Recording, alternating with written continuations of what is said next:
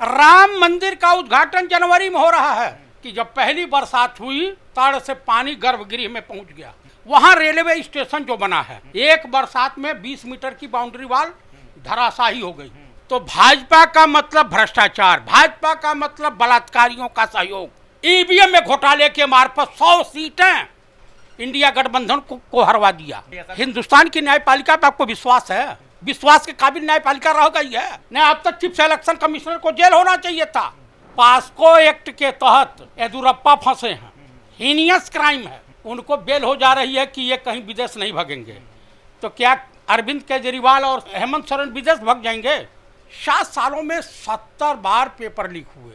ये प्रदीप जोशी है कोई, ये जब मध्य प्रदेश छत्तीसगढ़ में था वहां भी घोटाले किया इसने, दिल्ली में था यहाँ भी किया, मध्य प्रदेश में था वहां भी किया। और इसके आरएसएस से लिंक है, मोदी सरकार से लिंक है। ये देश को बेच डाल रहे हैं, देश को खोखला कर दे रहे हैं, देश के बैंक लुटेरों के सहयोगी हैं। अब तो ये बच्चों के भविष्य के साथ खिलवाड़ कर रहे हैं। इनको चाहिए अनपढ़। नमस्कार, आप देख रहे हैं नेशनल दस्तक। मैं हूं रंजय कुमार। देश में चुनाव होते हैं और 4 जून को रिजल्ट आता है और उसी दिन जो है नीट का भी रिजल्ट आता है और देश में बवाल मच जाता है। 67 बच्चे पहली बार किसी एग्जाम में एक साथ टॉप करते हैं। 720 अंक जो है 67 बच्चों के होते हैं। एक ही सेंटर पे 6-6 बच्चे टॉप करते हैं और इस बात को लेकर बवाल बढ़ता ही जा रहा है। आज लगभग 20 से 22 दिन हो गए, लेकिन एनटीए इस बात को लेकर मानने से इनकार कर रहा है कि कहीं कोई पेपर लीक हुआ है। हाँ, गड़बड़ियों की बात वो स्वीकार करता है। आज संसद का पहला सत्र चल रहा है 24 जून को और संसद के बाहर विरोध प्रदर्शन भी हो रहा है, एनएसयूआई संगठन ने किया है। और उसी मुद्दे पे बातचीत करने के लिए आज हमारे साथ हैं कांग्रेस नेता जेपी चतुर्वेदी सर। दरअसल क्या है कि ये जो एनडीए की सरकार है, इससे पहले भाजपा की सरकार 7 सालों में 70 बार पेपर लीक हुए। आर्या था यूपी में सिपाही घोटाले, सिपाही का जो पर्चा, पुलिस कांस्टेबल का जो पर्चा हुआ, लीक हुआ, वो ब्लैक लिस्टेड कंपनी अभी हुई है और वो भाग गया अमेरिका। भाग गया या भगा दिया गया बीजेपी की सरकार में। ये प्रदीप जोशी है कोई, ये जब मध्य प्रदेश छत्तीसगढ़ में था, छत्तीसगढ़ प्रोविंशियल सर्विस का ये चेयरमैन था, वहाँ भी घोटाले किया इसने। दिल्ली में था यहाँ भी किया, मध्य प्रदेश में था वहाँ भी किया। ये जहाँ जहाँ रहा है और इसके आरएसएस से लिंक है, मोदी सरकार से लिंक है, ये प्रधान से लिंक है। बीजेपी में जितने लोग हैं आप देख लीजिए, अभी 3 पुल बिहार में धराशायी हो गया। उद्घाटन किए कितने दिन हुआ? राम मंदिर का उद्घाटन जनवरी में हो रहा है, प्राण प्रतिष्ठा हो रही है। अभी उनके पुजारी का बयान आया है कि जब पहली बरसात हुई तड़ से पानी गर्भगृह में पहुंच गया, तो एक बरसात भी झेल नहीं पाए। वहाँ रेलवे स्टेशन जो बना है उसकी बाउंड्री वॉल बनी है, एक बरसात में 20 मीटर की बाउंड्री वॉल धराशायी हो गई। आप अटल सेतु 6 महीने पहले प्रधानमंत्री ने उसका उद्घाटन किया था, उसमें दरारें देखने को मिली हैं। तो भाजपा का मतलब भ्रष्टाचार, भाजपा का मतलब बलात्कारियों का सहयोग, भाजपा का मतलब देश में आतंकवादी हमले, भाजपा का मतलब देशद्रोहियों का साथ देना, भाजपा का मतलब देश में भ्रष्टाचार फैलाना, देश के हिंदू और मुसलमानों के अस्तित्व से खेलना, मंदिर और मस्जिद के नाम पर राजनीति करना।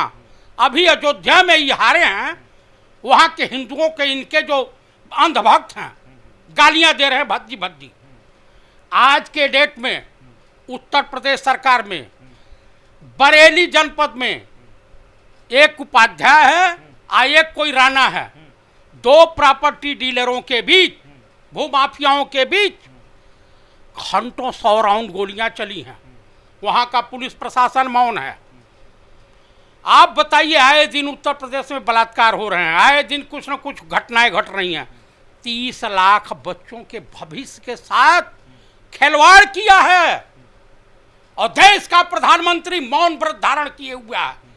देश का chief election commissioner Rajiv Agarwal, RSS का पिंदा, ये आदमी ईवीएम में घोटाले के मार्फत 100 सीटें इंडिया गठबंधन को हरवा दिया।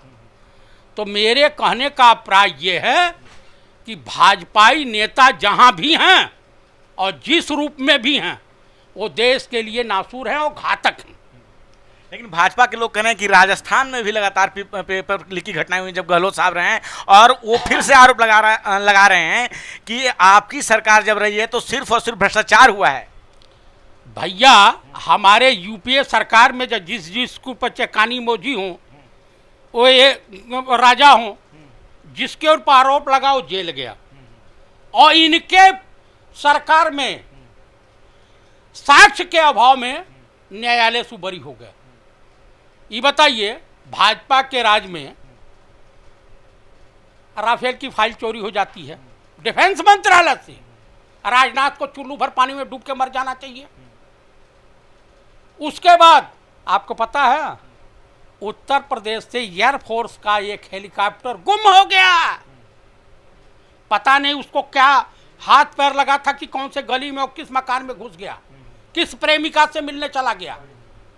ये सर बताएं कि आज संसद का पहला सत्र चल रहा है 24 तारीख को, आज 280 सांसद शपथ ले रहे हैं और आज ही आप लोग संसद घेर रहे हैं, तो कहीं ना कहीं आप सरकार को एक तरह से चलने नहीं देना चाहते हैं। उनकी मंशा, आपकी मंशा यही है। देखिए उनका आरोप है हम बच्चों के भविष्य के साथ खिलवाड़ नहीं होने देंगे। जिस देश का शिक्षा मंत्री क्या कह रहा था, मानव संसाधन मंत्री, कि कोई पर्चा लीक नहीं हुआ, बाद में एक्सेप्ट किया, सीबीआई जांच का आदेश हुआ। सीबीआई जांच में क्या निकल जाएगी? खाक निकलेगा, जिसमें अमित शाह का डायरेक्ट कनेक्शन है, प्रदीप जोशी इसी का आदमी है, क्या निकलेगा? फिर मामला कोर्ट में है, 8 जुलाई को सुप्रीम कोर्ट सुनवाई करेगा, तो ऐसे में क्या आपको नहीं लगता कि रुकना चाहिए था? विरोध प्रदर्शन अभी संसद सत्र चल रहा है तो नहीं करना चाहिए था? हिंदुस्तान की न्यायपालिका पे आपको विश्वास है? रह गया है विश्वास? विश्वास के काबिल न्यायपालिका रह गई है? नहीं, अब तक चीफ इलेक्शन कमिश्नर को जेल होना चाहिए था। पहले लोकसभा चुनाव जब हुआ पहली राउंड का, और 11 दिन बाद तुम जो है डाटा डालो कि कितने % वोट पोल हुआ, आप बताइए। तो अभी तक तो जो भी न्याय हुए हैं सुप्रीम कोर्ट के द्वारा ही हुए, देश में हुए हैं ना, तो क्या आपको न्यायपालिका, प्रदेश की न्यायपालिका जो है सर्वोच्च न्यायालय, क्या उस पर विश्वास बिल्कुल नहीं है? सिर्फ डीवाई चंद्रचूड़ के अलावा और गगोई के वहाँ, गावली के वहाँ अलावा किसी पे विश्वास नहीं है। अभी इन्हीं का एक जज चट्टोपाध्याय था बंगाल हाई कोर्ट का, रिजाइन दिया, भाजपा का गमछा पहना, पट्टा डाला गले में, और 307 का मुजरिम हुआ तो चक्कर काट रहा कोर्ट का। नहीं तो सब पे सीबीआई जांच, ईडी जांच सब लिखता था। संजय मिश्रा को बुलाइए, उसको जेल भेजिए। इलेक्ट्रल बॉन्ड के मार्फत भ्रष्टाचार, पेपर लीक के मार्फत भ्रष्टाचार। अभी बिहार में जो इनका सम्राट चौधरी उप मुख्यमंत्री है, वहाँ कौन आनंद है मुख्य आरोपी, वो उनको गुलदस्ता भेंट कर रहा था। क्या संबंधी बताते हैं? जितने भी बलात्कारी पकड़े जाते हैं उनके संबंध भाजपा है, बड़े नेताओं के साथ बताए जाते हैं, स्मृति ईरानी के साथ बताए जाते हैं, तमाम लोगों के साथ बताए जाते हैं। प्रूफ आता है इनके आईटी सेल का बीएचयू में लड़की के साथ 4 जो इनके कार्यकर्ता बलात्कार किए थे, 66 दिन बाद गिरफ्तार हुए। तो आप देखिए, भाजपा से कोई उम्मीद मत कीजिए। और इस देश की जनता को भी मैं हाथ जोड़ के अनुरोध करूंगा, कृपया भाजपाई नेताओं, आरएसएस वालों से आप सावधान रहें। न हिंदुओं की तैसी हैं, न मुसलमानों की तैसी हैं, न सिखों की ही तैसी हैं, न दलितों के ही तैसी हैं, न कुछ हैं। आप बताइए, 8 बार के सांसद, परंपरा है, नियम है, उस सांसद को प्रोटेम स्पीकर नहीं बनाया गया, एक सबर कास्ट के व्यक्ति को बना दिया गया। क्या वो दलित हैं, यही गुनाह है? 8 बार लगातार जीत रहे हैं, उसको नहीं बनाएंगे। आप बताइए, ओम बिरला जैसा भ्रष्ट आदमी, जिसने पार्लियामेंट में जो स्पीकर का, जो लोकसभा अध्यक्ष का महत्व होता है, उसका नाश कर दिया, उसको वहाँ क्या, उसके लोकसभा में लोग भद्दी भद्दी गालियाँ दे रहे थे, जो इसको मैं आपके चैनल पर दोहराना नहीं चाहता हूँ। तो मेरे कहने का अभिप्राय यह है कि ये बेशरम लोग हैं, बेहया लोग हैं भाजपा वाले, ये घिनौने से घिनौने कुकृत करने में माहिर हैं। ये देश को बेच डाल रहे हैं, देश को खोखला कर दे रहे हैं, देश के बैंक लुटेरों के सहयोगी हैं। अब तो ये बच्चों के भविष्य के साथ खिलवाड़ कर रहे हैं। इनको चाहिए अनपढ़, शिक्षा का सत्यानाश। कम पढ़ा लिखा व्यक्ति ही अंधभक्त हो सकता है, उसको बहला फुसला करके ईश्वर के नाम पर, धर्म के नाम पर बरगलाया जा सकता है। आज संसद का पहला दिन है और प्रधानमंत्री मोदी ने कांग्रेस के आपातकाल की चर्चा की है, क्या कहेंगे आप?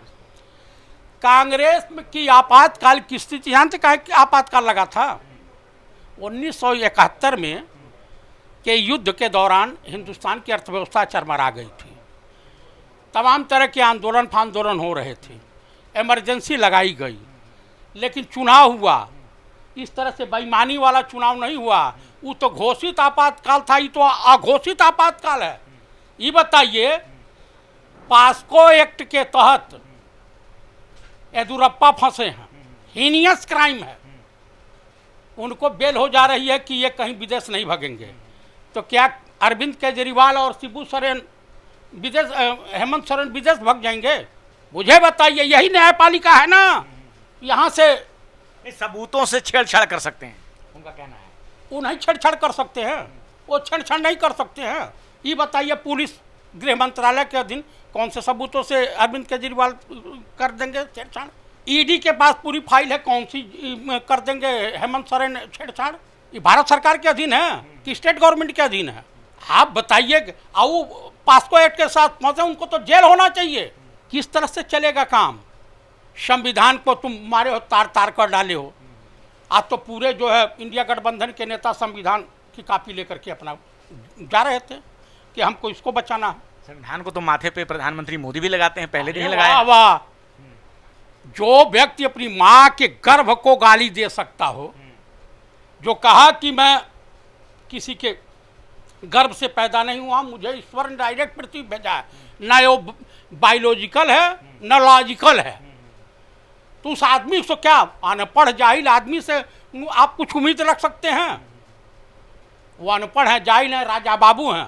सर, आखिरी सवाल, नीट के एग्जाम को लेकर बवाल मचा हुआ है, री नीट और एनटीए को रद्द करने की मांग हो रही है।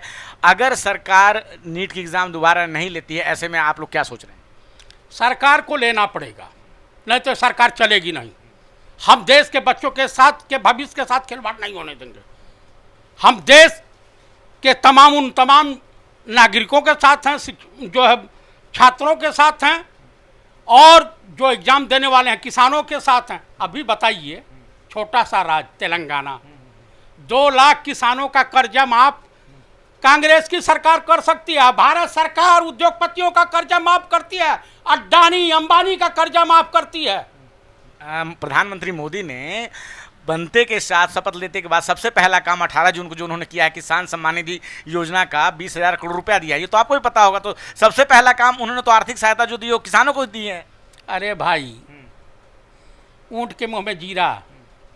आप मुझे बता दीजिए कि 2004 में डॉक्टर मनमोहन सिंह की सरकार 2 मिनट के अंदर एक पेन से देश के 75,000 करोड़ किसानों की जो कर्जे थे माफ कर दिया था।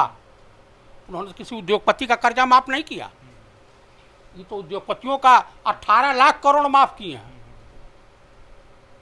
तो 18,000 करोड़ 18 लाख करोड़ में अंतर नहीं, वो 40 लाख किसान प्रभावित हुए हैं तेलंगाना में। अब तो हर स्टेट में मांग उठेगी भाई माफ कीजिए। तो मेरे कहने का प्राय यह है कि देश जाग चुका है। अब तुम्हारी गुंडई, तुम्हारी तानाशाही नहीं चलने वाली है। तो आपने सुना, कांग्रेस नेता जेपी चतुर्वेदी हैं। देश में जो जिस तरह से नीट का एग्ज़ाम हुआ और उसमें जो खामियां निकली, उसमें जिस तरह से गड़बड़ियां हुई, उसको लेकर उन्होंने बात की। और किसानों का जो कर्जा माफ़ हुआ है तेलंगाना में, तो उसी तरह की बात कर रहे हैं कि पूरे देश में किसानों का और कर्जा माफ़ होना चाहिए। क्या है आपकी राय इस पूरे बातचीत पर? आप अपनी राय हमें ज़रूर बताएं। मैं रंजय कुमार, कैमरामैन आशीष के साथ, नेशनल दस्तक। धन्यवाद। नेशनल दस्तक की आपसे गुजारिश है कि अगर इसको बचाना चाहते हैं तो नेशनल दस्तक को सब्सक्राइब करने के लिए रेड कलर के सब्सक्राइब बटन को दबाएं, फिर बेल आइकन की घंटी दबाएं। नेशनल दस्तक को बचाने के लिए बहुत जरूरी है कि हर खबर को शेयर करें, लाइक करें, कमेंट जरूर करें।